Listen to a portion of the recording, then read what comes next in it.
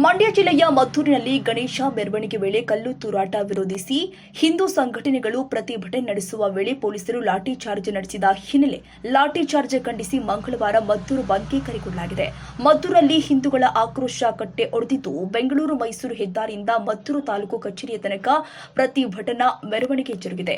ನಿಷೇಧಾಜ್ಞೆ ಜಾರಿಯಾಗಿದೆ. ಮದ್ದೂರು ತಾಲೂಕು ಕಚೇರಿ ಎದುರು ಪ್ರತಿಭಟನೆ ಮುಂದುವರೆದಿದೆ.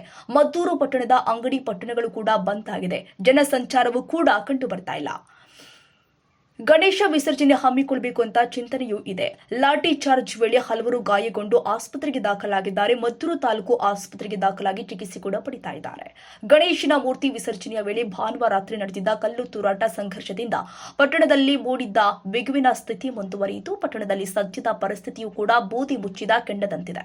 ಘಟನೆಗೆ ಸಂಬಂಧಪಟ್ಟ ಹಾಗೆ ಒಟ್ಟು 21 ಮಂದಿಯನ್ನ ಬಂಧಿಸಲಾಗಿರುವಂತದ್ದು. ಮಂಗಳವಾರ ಬೆಳಗ್ಗೆ ತನಕ ಪಟ್ಟಣದಾದ್ಯಂತ ಮುಂಜಾಗ್ರತೆಯಾಗಿ ನಿಷೇಧಾಜ್ಞೆ ಜಾರಿಗೊಳಿಸಲಾಗಿದೆ. ಪೊಲೀಸರ ಪಥ ಸಂಚಲನ ನಡುವೆ ಮದ್ದೂರು ಮಿನಿ ಪಾಕಿಸ್ತಾನ ಆಗಿದೆ ಅಂತ ಜನತೆ ತರಾಟೆಗೆ ತೆಗೆದುಕೊಂಡಿದ್ದಾರೆ.